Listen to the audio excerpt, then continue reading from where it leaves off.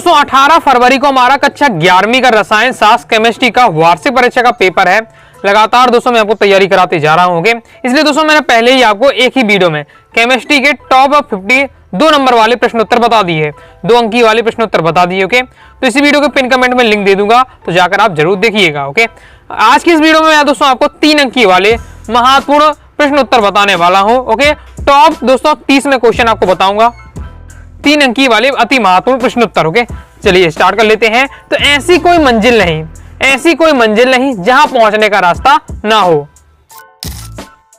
तो पहला हमारा दोस्तों क्वेश्चन है, यद्यपि NH3 तथा H2O में अणुओं की ज्यामिति विकृत चतुष्फलकी होती है, तथापि जल में आबंध कोण अमोनिया की अपेक्षा कम होता है, समझाइए। देखिए क्या है, जो आपका अमोनिया है और जल है, दोनों की जो ज्यामिति विकृत चतुष्फलकी है, लेकिन जबकि जल में आबंधन कोण अमोनिया की अपेक्षा क्या होता है, कम होता है। तो ये आपको पूछा जा रहा है, तो यह इंपॉर्टेंट है, प्रीवियस ईयर में आ चुका है। तो अमोनिया NH3 में केंद्रीय नाइट्रोजन परमाणु पर केवल एक एकांकी इलेक्ट्रॉन युग्म रहता है, जबकि H2O में केंद्रीय ऑक्सीजन परमाणु पर इलेक्ट्रॉन के 2 एकांकी युग्म होते हैं। देखिए क्या बताया जा रहा है, जल में के अणु होता है उसमें 2 एकांकी इलेक्ट्रॉन युग्म होते हैं, जबकि आपके अमोनिया के नाइट्रोजन परमाणु है केवल एक एकांकी इलेक्ट्रॉन उपस्थित है।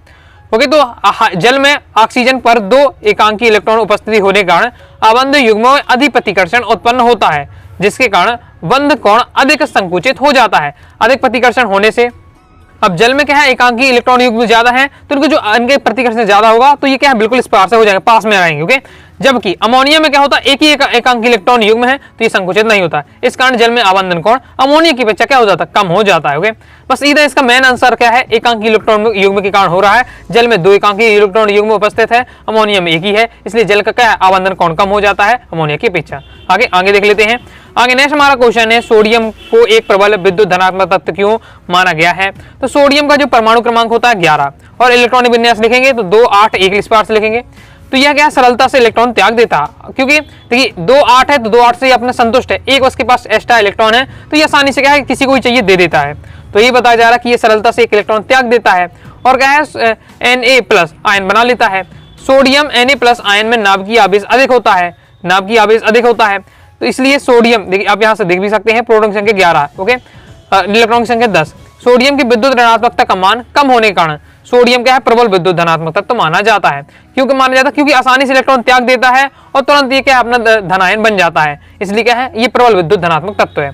आगे नेक्स्ट हमारा क्वेश्चन है, एरोमेटिकता को रासायनिक समीकरण से समझाइए। एरोमेटिकता इंपॉर्टेंट क्वेश्चन है आपका, तो देख लेते हैं।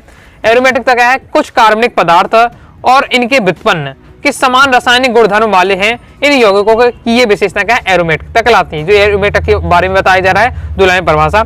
ओके, एरोमेटिकता के संबंध में केल एक नियम प्रस्तुत किया, जिसे एकेल का नियम कहते हैं। केल ने नियम प्रस्तुत किया, जिसे एकेल का नियम कहते हैं। इसके अनुसार वे सभी समतलीय चक्रीय यौगिक एरोमेटिक गुण प्रदर्शित करते हैं, जिनके चक्र में क्या होता है, 4n+2 पाई इलेक्ट्रॉन होते हैं, जहां एक क्या है, पूर्णांक संख्या है, और जहां जिसका मान क्या है, 0 1 2 इस प्रकार से हो सकता है। अतः जिन समतलीय चक्रीय यौगिकों में यह सब आपके दिए हुए हैं पाई इलेक्ट्रॉन होते हैं, उनके एरोमेटिक गुण क्या होते हैं, पाया जाता है। जैसे बेंजीन हो गया, नेफ्थलीन हो गया, एंथ्रासीन हो गया, इन सब में आपको एरोमेटिक गुण पाया जाता है। तो ये आपको क्या है, इसके माध्यम से समझाया जा रहा है। तो एरोमेटिक की परिभाषा और उस उदाहरण के साथ समझाया जा रहा है। नेक्स्ट हमारा क्वेश्चन है, बहुलीकरण से आप क्या समझते हैं, एक उदाहरण से दीजिए। तो बहुलीकरण क्या है, वह प्रक्रिया जिसमें बड़ी संख्या में सरल अणु आपस में संयुक्त हो। बहुलीकरण में क्या होता है, बहुत सारे अणु मिलकर एक लंबी चेन बना लेते हैं। ओके, तो ये बताया जा रहा है कि वह प्रक्रिया जिसमें क्या है, बड़ी संख्या में एक सरल अणु आपस में संयुक्त होकर क्या उच्च अणु भार वाला बृहद अणु बनाते हैं, बहुलीकरण कहलाता है। ओके, बहुलीकरण यानी बहुत सारे कण मिल जाए। ओके, बहुलीकरण इस प्रकार से याद रखिए, यानी इसमें क्या होता है, एक सरल अणु तो बड़ी संख्या में क्या संयुक्त होकर कई सारे मिलकर एक क्या उच्च अणुभार वाला जो अणु बना लेते हैं, वो बहुलीकरण कहलाता है। सरल अणुओं का क्या एकलक और नए बने अणुभार वाले पदार्थ को क्या बहुलक कहते हैं, पॉलीमर कहते हैं। उदाहरण के लिए जैसे एथिलीन है, एथिलीन से जब कई सारी एथिलीन से बनकर क्या बना, पॉलीथीन। जो पॉलीथीन आप देखते हैं, तो कई सारी एथिलीन के अणु मिलकर पॉलीथीन का निर्माण करते हैं, तो पॉलीथीन क्या बहुलक है। बिनाइल क्लोराइड से क्या पॉलीबिनाइल क्लोराइड का निर्माण होता है, और रासायनिक समीकरण के माध्यम से बताया जा रहा है। नेक्स्ट हमारा क्वेश्चन है, ऑक्सीकरण संख्या और संयोजकता में अंतर लिखिए। तो ऑक्सीकरण और संयोजकता में आपका अंतर दिया हुआ है। ऑक्सीकरण क्या है, किसी अणु आयन में उपस्थित परमाणु पर आवेश की संख्या ऑक्सीकरण कहलाती है। संयोजकता क्या है, यह इलेक्ट्रॉन की वह संख्या है जिसे कोई परमाणु दे सकता है अथवा क्या ग्रहण कर सकता है या साझा कर सकता है। और जो ऑक्सीकरण होती है परिवर्तनशील होती है, जबकि संयोजकता इसका मान क्या होता है, किसी भी जो आपका तत्व होता है उसका संयोजकता फिक्स होती है, ऑक्सीकरण क्या बदलती रहती है। ओके, कई सारी इसकी ऑक्सीकरण संख्या हो सकती है। जैसे इसका मान ऋणात्मक और धनात्मक हो सकता है ऑक्सीकरण संख्या का, जबकि इसका मान सदैव क्या है, पूर्णांक में धन या ऋण आवेश में रहित होता है। आगे नेक्स्ट हमारा क्वेश्चन है विद्युत अपघटनी सेल और गैल्वेनिक कल में अंतर। तो आपका दिया हुआ तैयार कर लीजिए, इंपॉर्टेंट है आपका विद्युत अपघटनी सेल और गैल्वेनिक सेल में अंतर। तो विद्युत अपघटनी सेल में क्या होता है, इसमें एनोड धन ध्रुव और कैथोड क्या ऋण ध्रुव होता है, जबकि गैल्वेनिक सेल में एनोड ऋण ध्रुव होता है और कैथोड क्या धन ध्रुव, इसमें उल्टा होता है। फिर विद्युत अपघटनी सेल, इसमें दोनों इलेक्ट्रोड एक ही विलयन में रखे जाते हैं, जबकि गैल्वेनिक सेल में दो इलेक्ट्रोड भिन्न भिन्न विलयन में रखे जाते हैं। ओके, भिन्न भिन्न पन्ने में रखे जाते हैं। तो ये ओके, अब जो विद्युत अपघटनी सेल में क्या है, एक ही बर्तन है उसी में दो इलेक्ट्रोड लगे हुए हैं, जबकि गैल्वेनिक सेल में क्या होता है, दो इलेक्ट्रोड लगाने के लिए अलग अलग बर्तन लिए जाते हैं। ओके, आयन दोनों इलेक्ट्रॉनों पर क्या विसर्जित होते हैं, जबकि गैल्वेनिक सेल में आयन केवल क्या कैथोड पर विसर्जित होते हैं। नेक्स्ट हमारा नाभिक स्नेही को उदाहरण से समझाइए और क्या है इलेक्ट्रॉन स्नेही को उदाहरण से समझाइए। दोनों इंपॉर्टेंट है, बहुत ज्यादा तैयार करके आपको रखना है। तो आपका दिया 2 नंबर में मैंने आपको बताया भी था। ओके, तो तैयार कर लीजिए। इलेक्ट्रॉन स्नेही क्या है, वे अभिकर्मक जिनको क्या इलेक्ट्रॉन के प्रति बंधुता हो। इलेक्ट्रॉन स्नेही यानी प्रेम, इलेक्ट्रॉन से जिन्हें प्रेम हो, यानी इलेक्ट्रॉन से जो बंधुता बनाए, इलेक्ट्रॉन से दोस्ती करें, वो आपका क्या है, इलेक्ट्रॉन स्नेही कहलाएगा। सिंपल है, वे अभिकर्मक जो इलेक्ट्रॉन के प्रति बंधुता हो वो अधिक होती है, वो आपके इलेक्ट्रॉन स्नेही कहलाते हैं। और नाभिक स्नेही में जिनकी बंधुता क्या है, धनावेश यानी नाभिक के प्रति होती है, नाभिक स्नेही कहलाते हैं। और इनके आपको थोड़ा उदाहरण बस आपको तैयार करने पड़ेंगे। 2 नंबर के लिए आपको महत्वपूर्ण है, 3 नंबर में क्या है, दोनों एक साथ पूछ लिया जाएगा, 2 नंबर में अलग अलग पूछ लिया जाता है। ओके, आगे देख लेते हैं। आगे नेक्स्ट हमारा क्वेश्चन है वार्न हेवर चक्र के उपयोग लिखिए। तो वार्न हेवर चक्र के क्या उपयोग है, ये 3 उपयोग दिए। पहला तत्वों के इलेक्ट्रॉन बंधुता की गणना करने में, दूसरा क्रिस्टल जालक की जालक ऊर्जा की गणना करने में, तीसरा है आपका क्रिस्टल जालक की संरचना का अध्ययन करने में। ये वार्न हेवर चक्र के उपयोग पढ़ लीजिएगा, आपको तैयार हो जाएगा। नेक्स्ट आपका इंपॉर्टेंट है, प्रीवियस में इस बार से क्वेश्चन आ चुका है कि NH3 तथा NF3 में किस अणु का द्विध्रुव आघूर्ण अधिक है और क्यों है। 2 अणु है, NH3 और NF3 है, इसमें किसका द्विध्रुव आघूर्ण है और अधिक है, तो क्यों है, ये पूछा जा रहा है। तो ये आपका दिया हुआ है, NH3 में अणु का द्विध्रुव आघूर्ण NF3 के द्विध्रुव आघूर्ण से क्या अधिक होता है। किसका अधिक होता है, NH3 का, किसकी तुलना में NF3 से ज्यादा द्विध्रुव आघूर्ण है। रीजन आपको बताना है। तो N और F यानी आपका जो नाइट्रोजन है और आपका फ्लोरीन है, परमाणु के विद्युत ऋणात्मक में अंतर होता है, जो कि क्या है, नाइट्रोजन हाइड्रोजन के परमाणु के अंतर के क्या बराबर होता है। अब इसके बाद बताया जा रहा है आपका, मैंने आपका यहाँ अगली वाली लाइन में आंसर है कि द्विध्रुव आघूर्ण अधिक क्यों होता है, क्योंकि जो आपका अमोनिया है जिसमें जो नाइट्रोजन हाइड्रोजन के बीच बंध बन रहा है वो समान ही दिशा में बनता है, एक ही दिशा में बनता है, जबकि NH3 में जो आबंध गुण बनता है वो विपरीत दिशा में बनता है, इसलिए NH2 द्विध्रुव आघूर्ण क्या ज्यादा होता है। ओके, तो इसके डायग्राम के माध्यम से समझाया जा रहा है। आगे देख लेते हैं। नेक्स्ट हमारा क्वेश्चन है, बहुत ज्यादा इंपॉर्टेंट है, क्रियात्मक समूह समयावता, इसके बाद स्थान स्थिति समयावता या स्थान समयावता कह सकते हैं। बहुत ज्यादा इंपॉर्टेंट, तैयार करके रखना है। क्रियात्मक समूह समयावता और स्थान समयावता दोनों में से कोई ना कोई क्वेश्चन आ सकता है। ओके, प्रीवियस में कई बार इस पर क्वेश्चन आया आपका, क्रियात्मक पूछा गया कई बार, कई स्थान पूछा गया है, तैयार करके रखिएगा। पहले क्रियात्मक समूह समयावता उदाहरण से आपको तैयार कर लेना है। जब समान अणुभार वाले 2 या अधिक यौगिक में अलग अलग क्रियात्मक समूह उपस्थित हों तो यह क्या क्रियात्मक समूह समयावता कहलाती है। जब समान अणु सूत्र वाले 2 या अधिक यौगिक अलग अलग क्रियात्मक समूह उपस्थित हैं तो वह क्या क्रियात्मक समूह समयावता कहलाती है। उदाहरण के लिए जैसे हम बात करते हैं तो C3H6O के 3 क्रियात्मक समूह आपके दिए हुए हैं, प्रोपिनॉल, एल्डिहाइड, एसीटोन है, ओके, एल्किल, आपका एल्कोहल दिया हुआ है, तीनों आपको तैयार करके रखने हैं। इसके बाद दोस्तों स्थिति समयावता क्या है कि जब समान अणु सूत्र वाले यौगिक में कार्बन परमाणु की श्रृंखला एक जैसी हो, यानी परंतु क्रियात्मक समूह की स्थिति अलग अलग हो, ऐसी संयोजकता को हम क्या है, स्थिति संयोजकता या फिर स्थान संयोजकता कहते हैं। उदाहरण भी दिया हुआ है, C3H7Cl के 2 संयोग भी ये दोस्तों दिए हुए आपकी स्थिति समयावता के उदाहरणों के 1 क्लोरोप्रोपेन 2 क्लोरोप्रोपेन, ये स्थिति समयावता है आपका। ओके, स्थिति के तो यहाँ देख सकते हैं परमाणु की जो श्रृंखला है वो तो सेम है, लेकिन जो उसमें क्रियात्मक समूह वो क्या अलग है, उसने स्थिति बदल दी है, तो आपकी स्थिति समयावता कहलाता है। नेक्स्ट अब देख लीजिए, इस बार से क्वेश्चन आपको बन सकता है कि जैसे आपका दे दिए जाए आपको इन चीजों को, इन सबकी क्या है ऑक्सीकरण संख्या निकालनी है, जिसमें आपको क्या है सल्फर की निकालनी है, ऐसी ऑक्सीकरण निकालनी है सबकी। ओके, तो देख लेते किस बार से निकाला। जैसे आपका H2SO4 है, इसमें S की आपको क्या है ऑक्सीकरण संख्या निकालनी है। तो पहले तो देखिए आपको क्या है, देखिए 2 है, हाइड्रोजन है, हाइड्रोजन के 2 परमाणु 2 आगे लिख लिया, सल्फर एक ही है, ऑक्सीजन 4 है तो 4 ऑक्सीजन हो गए, इस प्रकार से हो गए, इक्वल में 0 रख के आपको चलना है। इसके बाद आपको हाइड्रोजन की +1 पता है, देखिए जिसकी आपको फाइंड करनी है उसको आपको x मान कर चलना है, जिसको S की सल्फर की प्राप्त करनी है x मान कर चलेंगे। हाइड्रोजन की हमारी क्या है, ऑक्सीकरण संख्या 1 होती है, ओके, ऑक्सीजन की -2 होती है। बस इसको मतलब जो हमें जो फाइंड करनी है उसके अलावा जो दी है उनके हमें पहले पता होनी चाहिए नॉर्मल, ओके। इस प्रकार से हम सॉल्व करेंगे तो x की वैल्यू क्या है +6 आ जाती है हमारी। सेम इसी बार से आपका ये दिया हुआ है और ये आपका दिया हुआ है, तो आपको प्रैक्टिस कर लीजिएगा, ओके। नेक्स्ट आपका इंपॉर्टेंट है ये भी, संयोजकता से आप क्या समझते हो, इसके प्रकार बताइए, प्रकाशीय संयोजकता को समझाइए। लेकिन सबसे पहले इससे ज्यादा इंपॉर्टेंट आपको प्रकाशीय संयोजकता से ज्यादा इंपॉर्टेंट आपका क्रियात्मक संयोजकता और स्थिति संयोजकता है, जो आपको तैयार करना है। तो देख लीजिए संयोजकता आपको क्या होती है, तो ऐसे यौगिक जिनके आणविक सूत्र तो समान होते हैं लेकिन भौतिक अथवा रासायनिक या दोनों प्रकार के गुण भिन्न होते हैं, समावी कहलाते हैं। ये ऐसे यौगिक जिनके अणुसूत्र समान है, तो या उनके फिर भौतिक या फिर उनके रासायनिक या फिर भौतिक और रासायनिक दोनों, उनके जो गुण है वो भिन्न होते हैं, वो आपके समावी कहलाते हैं। और इस पर एक बार जो घटना होती है इसे हम क्या संयोजकता कहते हैं। संयोजकता आपकी दो प्रकार की होती है, एक आपकी संरचनात्मक संयोजकता, एक आपकी त्रिविमीय संयोजकता, ओके। तो ये आपका हो जाए संयोजकता और उसके प्रकार। इसके साथ ही हमसे क्या है प्रकाशीय संयोजकता पूछी जा रही है। तो प्रकाशीय संयोजकता क्या कहलाती है, यह एक त्रिविमीय संयोजकता है जो असममित यौगिकों में पाई जाती है। इसमें संयोगियों के प्रकाशिक गुण भिन्न होते हैं। तो जो समायोगी समतल ध्रुवित प्रकाश के तल को घड़ी की दिशा में घुमाता है तो उसे क्या दक्षिण ध्रुवण घूर्णन कहते हैं। जो समायोगी समतल के ध्रुवित प्रकाश के तल के को घड़ी की दिशा में को विपरीत दिशा में घुमाता है उसे वाम ध्रुवण घूर्णन कहते हैं। और इसे इस बार से प्लस और माइनस सेम क्या दर्शाते हैं, थोड़ा डिफिकल्ट है समझने का, आपको प्रयास करना है। लेकिन मैंने आपको संयोजकता क्या कहलाती है, ओके, वो आपको तैयार करना है, उसके प्रकार, साथ ही क्रियात्मक संयोजकता, स्थिति संयोजकता, ये आपको क्लियर रखना ही, ओके।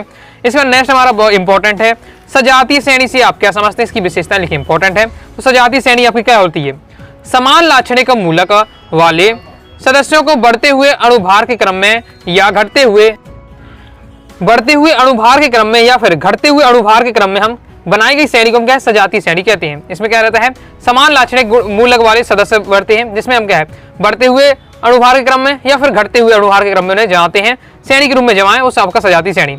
उदाहरण के लिए जैसे हमारे एल्कोहल की श्रेणी है, तो एल्केन श्रेणी आपकी रहती है। एल्कोहल की आपकी ये श्रेणी है, जैसे methyl alcohol, ethyl alcohol, propane, butyl alcohol. Simple है, मैथ में क्या है आपका एक कार्बन, मैथ में एक कार्बन, आपके एथ में 2 कार्बन, प्रोपेल में आपके 3 कार्बन, ब्यूट में आपके 4 कार्बन, पेंट में आपके 5, इस प्रकार से। तो मैथिल एल्कोहल है तो सब में OH तो समूह जुड़ेगा, OH समूह जुड़ना है, एल्कोहल की पहचान हो जाती है। मैथिल है तो आपका CH3, एथिल है तो आपका CH3CH2 होगा, यानी C2H7 हो जाएगा, इस टाइप से उसको लिख दिया विस्तार से। तो ये आपकी एल्कोहल की श्रेणी दी गई है। तो आप समझ गए सजातीय श्रेणी क्या है, तो आपको ये तैयार कर लेना, सिंपल है। फिर इसकी विशेषताएं भी पूछी जाती हैं। देखिए श्रेणी का प्रत्येक सदस्य सजात कहलाता, सजात कहलाता, प्रत्येक श्रेणी के जो सदस्य आपका एक सजात कहलाएगा। इसमें पूछो कि एल्कोहल की श्रेणी है, इसमें मैथिल को क्या है, तो एक सजात हो गए। इस प्रकार श्रेणी के सभी सदस्यों को एक समान सूत्र द्वारा ही प्रदर्शित किया जा सकता है। सभी जो श्रेणी के जितने भी सदस्य हैं एक समान सूत्र हम बनाएं उससे प्रदर्शित कर पाएंगे, ओके। जैसे मैं आपको इसे बताऊं तो इसका क्या बन सकता है आपका CnH2n+1 OH, इस बार से आप क्या समान सूत्र बना सकते हैं, ओके। तो जैसे आपको यहाँ देख सकते हैं CnH2n+1 आपका OH समूह तो जुड़ा है अल्कोहल के दर्शाने के लिए, इस तरह से, ओके। यहाँ पे क्या है, यहाँ मान लीजिए कार्बन की संख्या 2 रखते हैं तो आपकी हाइड्रोजन संख्या कितनी हो जाएगी, 2 2 4 1 5 हो जाएगी, इस प्रकार से। फिर इसको विस्तार करके रख दिए गए, तो एक सूत्र द्वारा आप क्या इन चीजों को दर्शा भी सकते हैं। तो वही बताया जा रहा है आपकी दूसरी विशेषता में, तैयार कर लीजिएगा। नेक्स्ट हमारे क्वेश्चन है, आयनिक यौगिकों के कोई 3 लक्षण बताइए या गुण बताइए। तो आयनिक यौगिकों के लक्षण आपसे पूछे जा रहे हैं। तो पहला कि आयनिक यौगिकों के क्रिस्टल अणुओं से न बनकर धनावेश या ऋणावेश आयनों से बने होते हैं। दूसरा है कि इसके गलनांक तथा क्वथनांक उच्च होते हैं क्योंकि आयनिक क्रिस्टल जालक को तोड़ने के लिए अधिक ऊर्जा की आवश्यकता होती है। तीसरा, आयनिक यौगिक जल एवं अन्य ध्रुवीय विलायकों में घुलनशील होते हैं किंतु कार्बनिक विलायकों में क्या अघुलनशील होते हैं। इंपॉर्टेंट याद करके रखिएगा, आयनिक यौगिकों के लक्षण कहा जाए या विद्युत संयोजक के गुण कहा जाए, ओके। आयनिक का मेन आपका पूछा जाता है, ओके। तो कंप्लीट हो जाता है, आगे देख लेते हैं। नेक्स्ट हमारा क्वेश्चन है, आयनिक बंध बनने के लिए अनुकूल परिस्थितियां समझाइए। आयनिक बंध बनाना है तो उसके लिए कौन कौन सी परिस्थितियां होनी चाहिए।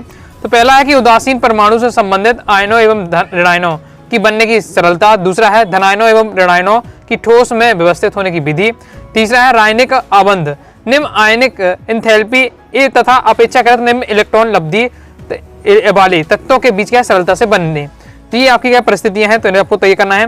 नेक्स्ट, ये बहुत ज्यादा इंपॉर्टेंट है आपका, बहुत ही ज्यादा इंपॉर्टेंट है। मार्कोनी काप के नियम को ध्यान से समझाइए। तो आपके यहाँ 2 नियम है, एक मार्कोनी काप का नियम है, एक आपका एंटी मार्कोनी काप का नियम है।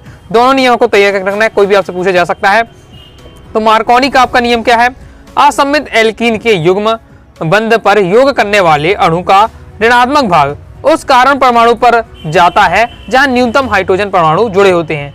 ओके, मतलब यहाँ से जहाँ न्यूनतम हाइड्रोजन परमाणु होंगे वहाँ आपका क्या है, आपका समूह जुड़ेगा। ओके, क्रियात्मक समूह जुड़ता है, तो ये आपका यहाँ बताया जा रहा है। जैसे प्रोपीन पर HBr के योग से 2 ब्रोमोप्रोपेन बनता है। ओके, आगे देख लेते हैं। आपको बहुत ज्यादा इंपॉर्टेंट है, जिस प्रकार से मैंने दिया हुआ है सेम आपको पेपर में यही लिखना है, अगर मार्कोनी कप का नियम आपसे पूछा जाता है। ओके, इंपॉर्टेंट है, बहुत ज्यादा प्रीवियस ईयर में आ चुका है, तैयार करके रखिएगा। ओके, प्रीवियस ईयर पेपर में 3-4 साल पहले आपका ये भी आया था, फीडल-कॉप्ट का एल्कीनीकरण समीकरण। ओके, तो इसे देख लेते हैं, फीडल-कॉप्ट का एल्कीनीकरण। तो फीडल-कॉप्ट अभिक्रिया क्या है, निर्जल AlCl3 की उपस्थिति में बेंजीन में कार्बनिक अभिकारक मिलाने पर बेंजीन नाभिक का हाइड्रोजन परमाणु प्रतिस्थापित हो जाता है तथा बेंजीन के व्युत्पन्न यौगिक प्राप्त होते हैं। यह अभिक्रिया क्या है, फीडल-कॉप्ट अभिक्रिया कहलाती है। तो ये आपका ये क्लास 4 फीडल-कॉप्ट अभिक्रिया, उसमें और अच्छे से पढ़ेंगे डिटेल से, ताकि तैयार कर लेना है। ओके, यहाँ हम देख सकते हैं, यहाँ आपका क्या लिया गया, बेंजीन लिया गया। क्रिया कैसे कराएगी, CH3Cl से कराई गई है निर्जल AlCl3 की उपस्थिति में, तुम्हें टाइलुइन मिल जाता है। ओके, ये बेंजीन का व्युत्पन्न आपका टाइलुइन मिल गया है, तो ये आपकी क्या फीडल-कॉप्ट अभिक्रिया है। नेक्स्ट हमारा क्वेश्चन है ऑक्सीकारक व अपचायक के उदाहरण के साथ आपको समझाना है। पहले ऑक्सीकारक क्या है, वही अभिकर्मक जो किसी पदार्थ का ऑक्सीकरण करता है, अर्थात उसके ऑक्सीकरण की अंग में वृद्धि करता है, आपका ऑक्सीकारक कहलाता है। जैसे आप यहाँ देख सकते हैं, सभी क्रिया में आपका देखिए सोडियम और क्लोरीन क्रिया होती है, नमक आपको बनता है, NaCl बनता है। तो यहाँ आपका जो क्लोरीन ऑक्सीकारक है और आपका सोडियम क्या है, ऑक्सीकरण अंग में वृद्धि करता है। अपचायक देख लेते हैं, वह अभिकर्मक जो किसी पदार्थ का अपचयन करता है, आपका क्या है, यानी ऑक्सीकरण के जो अंक है उनमें कमी करे, तो वो आपका क्या है, आपका अपचायक कहलाता है। तो यहाँ भी आप देख सकते हैं, यहाँ सोडियम क्लोरीन की आपकी क्रिया हो रही है, तो आपका सोडियम का क्लोराइड बन रहा है, तो इसमें अब Na है, अब वो आपका अपचायक कहलाएगा, क्योंकि वो क्या है, क्लोरीन के जो ऑक्सीकरण है अंक है उनमें क्या कमी कर रहा है। ओके, आगे देख लेते हैं। नेक्स्ट हमारा क्वेश्चन है मानक इलेक्ट्रोड विभव क्या है। इसे भी आप क्या है क्लास 12 में और ज्यादा डिटेल से पढ़ेंगे। ओके, लेकिन अभी आप यहाँ तैयार करके रखना, शॉर्ट में आपको पढ़ लेना है। किसी धातु का इलेक्ट्रोड विभव उस धातु की प्रकृति तथा विलयन में उपस्थित धातु आयनों की सांद्रता तथा ताप पर निर्भर करता है। अतः विभिन्न धातुओं के इलेक्ट्रॉन विभव का मानों की तुलना करने के लिए इनके इलेक्ट्रोड विभव के मानक पारिस्थितिक के निर्धारित किए जाते हैं। तैयार कर लीजिएगा। ओके, इसके बाद ये बहुत ज्यादा इंपॉर्टेंट है, जिस बार से मैंने अभी आपको क्रियात्मक संयोजकता और आपको स्थान संयोजकता बताया, सेम इस बार से श्रृंखला संयोजकता भी इंपॉर्टेंट है। तैयार कर लीजिएगा। आपको श्रृंखला संयोजकता के बारे में दिया हुआ है कि श्रृंखला संयोजकता कारण परमाणुओं की श्रृंखलाओं के कारण परमाणुओं के आपस में विभिन्न प्रकार से जुड़ने के कारण उत्पन्न होती है। फिर आपका क्या सूत्र के माध्यम से यानी उदाहरण के माध्यम से आपको यहाँ बताया जा रहा है, तैयार करके आपको रख लेना है। जैसे आपको उदाहरण के देकर आपको समझाया, जैसे आपका C4H10 है। ओके, तो आपका ये ब्यूटेन है आपका यहाँ, तो यहाँ इसकी श्रृंखला संयोजकता 2 प्रकार से बन रही है। उत्पन्न किस प्रकार से होती है, ये आपके कारण परमाणु के आपस में क्या अलग अलग तरीके से जुड़ने के कारण ये उत्पन्न होती है। तो यहाँ आप देख सकते हैं 2 प्रकार से बन रहा है। एक आपका नॉर्मल ब्यूटेन है, देखिए यहाँ सिंपल सीधा बना हुआ है, एक आइसो ब्यूटेन है इस प्रकार से। ओके, नेक्स्ट हमारा क्वेश्चन है बर्फ जल से हल्की होती है क्यों। देखिए बर्फ जली से बन के मिलकर बनी है, फिर भी क्या है जो बर्फ होती है हल्की होती है, क्यों होती है, तो उसकी इस प्रकार से संरचना होती है। तो इसमें क्या है, बीच में जो बर्फ में आपने देखा होगा बीच में क्या है गैस की रहती है। ओके, इसलिए क्या है वो बर्फ से जल से आपकी हल्की होती है। तो हम जानते हैं कि पिघलने पर सभी ठोस पिंडों का घनत्व तो क्या कम हो जाता है, परंतु बर्फ इसका बाद है। हाँ, कम जानते हैं कि देखिए ठोस वस्तु होगी तो उसका घनत्व तो ज्यादा होगा। आपको पिघलने पर घनत्व क्या होता है, कम हो जाता है। तो हम जानते हैं कि पिघलने पर सभी जो ठोस पिंड है उसका घनत्व कम हो जाता है, परंतु इसका अपवाद है, जो बर्फ है वो अपवाद है। क्यों अपवाद है, जब बर्फ पिघलेगी तो पानी हो जाएगी और पानी घनत्व तो क्या हो जाएगा, पानी घनत्व अधिक हो जाता है। तो बर्फ के क्रिस्टल बनते समय बर्फ के अणु में हाइड्रोजन बंध इस प्रकार व्यवस्थित हो जाते हैं कि प्रत्येक ऑक्सीजन 4 चतुष्फलकीय हाइड्रोजन परमाणु से घिर जाता है, जिसके कारण एक खुले पिंजरे जैसी क्या संरचना निर्मित हो जाती है, जिसमें चारों ओर काफी खुला स्थान रह जाता है। इससे क्या है बर्फ का घनत्व जल से कम हो जाता है और यह क्या है पानी से हल्की होने के कारण उसमें क्या है तैरने लगती है। नेक्स्ट हमारा कॉल्वे अभिक्रिया, ये भी आप क्या क्लास 12 में डिटेल से पढ़ेंगे। कॉल्वे अभिक्रिया क्या है, आपका रासायनिक समीकरण पूछा जा रहा है। सिंपल एक बार आपको पढ़ लेना है कि कार्बोक्सिल अम्लों के सोडियम या पोटेशियम लवणों के जलीय विलयन से विद्युत अपघटन पर हाइड्रोकार्बन देते हैं। ये आपका बी कार्बोक्सिलीकरण भी अभिक्रिया भी कहते हैं। तो आपका दिया तैयार कर लीजिएगा। इसका नेक्स्ट हमारा क्वेश्चन है पेड़िक प्रभाव और इलेक्ट्रॉनिक प्रभाव में अंतर। प्रीवियस ईयर में कई बार क्वेश्चन आ चुका है, बहुत ज्यादा इंपॉर्टेंट है। ये पेड़िक प्रभाव क्या है, इलेक्ट्रॉनिक प्रभाव क्या है, उदाहरण तैयार कर लीजिएगा। ओके, साथ ही इनमें क्या आपको अंतर भी तैयार करना है। ये पेड़िक प्रभाव एक आपका स्थायी प्रभाव होता है, जबकि जो इलेक्ट्रोमेरिक प्रभाव है वो आपका अस्थायी प्रभाव है। जो आपका पेड़िक प्रभाव है यह सिग्मा बंध युक्त क्या अणुओं में देखा जाता है, जबकि इलेक्ट्रोमेरिक प्रभाव पाई बंध युक्त अणुओं में देखा जाता है। पेड़िक प्रभाव यह कार्बन श्रृंखला पर विद्युत ऋण समूह आ जाने के कारण उत्पन्न होती है, जबकि इलेक्ट्रॉनिक प्रभाव यह द्वि आबंध तथा त्रि आबंध युक्त कार्बनिक अणुओं में देखा जाता है। फिर इसके बाद नेक्स्ट आपको विद्युत संयोजी सहसंयोजी यौगिक में अंतर, कम इंपॉर्टेंट लेकिन इससे भी आपको क्या तैयार करके रखना है, बिल्कुल सिंपल भी दिया हुआ है। जैसे विद्युत संयोजी यौगिक में क्या होता है, ये अधिक क्रियाशील यौगिक होते हैं, जबकि सहसंयोजी यौगिक होते हैं कम क्रियाशील होते हैं। विद्युत जो सहसंयोजी आपके यौगिक हैं ये जल में विलय होते हैं, जबकि सहसंयोजी आपके जल में विलय आपके नहीं होते, यानी अविलय होते हैं। और ये जल में क्या आयनित हो जाते हैं विद्युत संयोजी यौगिक। सहसंयोजी यौगिक क्या है, जल में आयनित नहीं होते, सिंपल दिया हुआ है। नेक्स्ट आपको एलिफैटिक यौगिक और एरोमेटिक यौगिक में आपको 3 अंतर बताना है। तो ये आपका दिया, जो एलिफैटिक यौगिक होते हैं वो गंधहीन होते हैं, जबकि एरोमेटिक यौगिक आपका एक विशेष गंध होती है। एलिफैटिक यौगिक बिना धुएं के क्या ज्वाला के साथ जलते हैं, जबकि एरोमेटिक यौगिक जलाने पर धुएंदार ज्वाला के साथ जलते हैं। एलिफैटिक यौगिक में क्या होता है, योग क्रिया अभिक्रिया सफलतापूर्वक प्रदर्शित होती है, जबकि इसमें योग क्रिया क्या है सफलतापूर्वक प्रदर्शित नहीं होती एरोमेटिक यौगिक में। तैयार कर लीजिएगा। नेक्स्ट इस बार से क्वेश्चन आपका प्रीवियस में आ चुका है, इंपॉर्टेंट है, जिसमें आपको क्या दिया जाएगा, इस प्रकार से आपको यौगिक दिया जाएगा। ओके, इसमें आयनों में तारांकित परमाणु की आपको ऑक्सीकरण संख्या बतानी पड़ती है। जैसे मतलब स्टार बना हुआ है उसकी ऑक्सीकरण संख्या बताइए, तो ये पहले भी आपको बता चुका हूँ, सेम वही है। ओके, जो भी जिसको भी आपको जिसकी भी ऑक्सीकरण संख्या निकालनी है बस उसको आपको एक्स मान लेना है, बाकी की उससे पहले हमें ऑक्सीकरण संख्या पता होनी चाहिए, फिर हम क्या है इसको इस बार से रखेंगे, हमारा आंसर आ जाएगा। जैसे हम देख सकते हैं पहले वाले में ये आपका दिया हुआ इस प्रकार से, यानी आपके क्या है इसका अंदर मल्टीप्लाई करते हैं तो आपके नाइट्रोजन की सबके पहले देखिए कितने परमाणु हैं। तो नाइट्रोजन के आपके 2 हैं, आपके हाइड्रोजन कितने हो जाए 4 और 2 गुणा हो गए 4 दूनी 8 है। ओके, आपका ऐसे की सल्फर एक ही है, ऑक्सीजन आपके 4 अणु है, इस प्रकार से हो जाता है। हमें निकालना किसका है, स्टार किस में बना है, एन में बना है। ओके, तो सिंपल ना होकर जिसमें पहले बताया, इसमें आपको पहले क्या है SO4 से निकाला गया है आपकी ऑक्सीकरण संख्या, इसमें एस की। ओके, क्योंकि हम एस की पता नहीं है, सबकी चाहिए पड़ेगा, लेकिन एस की नहीं पता तो पहले एस की निकाली गई है। ओके, तो सल्फर की हमने निकाली, इसके बाद हम निकालेंगे क्योंकि हमें सल्फर की पता चल गई, अब हम निकाल सकते हैं इस प्रकार से। ओके, अब वहाँ एक्स मान लिया था वही इसलिए है, वाई मान लिया गया है, आपको नाइट्रोजन को निकाला गया है तो हमारी -3 निकल के आती है। इसी बार से अब यहाँ में क्या है स्मॉल आपका मतलब Mn है। ओके, तो Mn की निकाली है, मैग्नीशियम की ऑक्सीकरण संख्या x निकाली है। अब यहाँ देखिए यहाँ हमारा क्या है जिसकी निकाली Mn की निकाली x लिख लिया है। ऑक्सीजन हमारा कितना होता है ऑक्सीजन संख्या -2 होती है, कितने अणु है 4 अणु है। ओके, इस प्रकार से सॉल्व करेंगे आपका तो हमारा क्या आ जाएगा, अब यह माइनस लगा हुआ है यानी -1 आपका हो जाएगा, जितना चार्ज जाएगा वो आपका रहने वाला है यहाँ। और इस प्रकार से हमारे क्या 7 निकल कर आती है। सेम इस प्रकार से ये किया गया है और इसी बार से हम ये पूरे सेम यही क्वेश्चन है, जरूर सीख लीजिएगा अच्छे से, एक बार प्रैक्टिस कर लीजिएगा। ऑक्सीकरण संख्या किस बार से निकालनी पूरा आपको दिया हुआ है। ओके, प्रैक्टिस कर लीजिएगा, इससे संबंधित जरूर क्वेश्चन आएगा, प्रीवियस में आ चुका है। अब नेक्स्ट हमारा क्वेश्चन है निम्नलिखित यौगिक की संरचना आपको सूत्र बताना है, जैसे बेंजील्डिहाइड की, तो बेंजील्डिहाइड। ओके, मतलब बेंजीन धन एल्डिहाइड, यानी बेंजीन का क्या C6H6 होता है, एल्डिहाइड लेकिन CH समूह लगा देना तो आपका एल्डिहाइड, तो बेंजील्डिहाइड का ये फॉर्मूला होता है। एसीटोन का आपका क्या होता है CH3O, CH2 का होल ट्वाइस होता है C होता है। एथाइल एसी फिर आपका एसीटेट का बनाना है तो एसीटेट का ये आपका दिया है। ओके, इसके बाद नेक्स्ट आपका प्रभाजी आसमान की जो विधि है इसका आपको नामांकित चित्र एक बार प्रैक्टिस कर लेना है, प्रभाजी आसमान विधि होती है। ओके, इसके बारे में आपको एक बार पढ़ लेना है और उसका डायग्राम भी आपको सीख लेना है। ओके, प्रैक्टिस कर लीजिएगा। और उसके बाद आपको डैनियल सेल का नामांकित चित्र इंपॉर्टेंट है तो इसे भी आपको देख लेना है। ओके, तो इस प्रकार से दोस्तों मैं आपको जो 3 अंक वाले महत्व प्रश्न थे मैंने आपको कवर कराने का प्रयास किया है, और भी होंगे तो मैं आपको आगे बता दूंगा। लेकिन इतना जो बताया तैयार करके रखिएगा। इसके बाद में दोस्तों आपको 4 अंक वाले वस्तुनिष्ठ आपको क्या कवर करा दूंगा। इससे पहले दोस्तों 2 अंक वाले महत्व प्रश्न बता रहे हैं तो उन्हें जाकर जरूर देखिएगा। इसी वीडियो को पिन कमेंट में मैं आपको वीडियो की लिंक दे दूंगा, तो वीडियो पसंद आए वीडियो लाइक करके सब्सक्राइब जरूर कर दीजिएगा। साथ ही दोस्तों टेलीग्राम चैनल व्हाट्सएप चैनल को ज्वाइन कर लीजिएगा। कोई दोस्तों डाउट रहता है कमेंट बॉक्स में आप जरूर पूछिएगा। मिलते हैं नेक्स्ट वीडियो में, तब तक के लिए बाय बाय।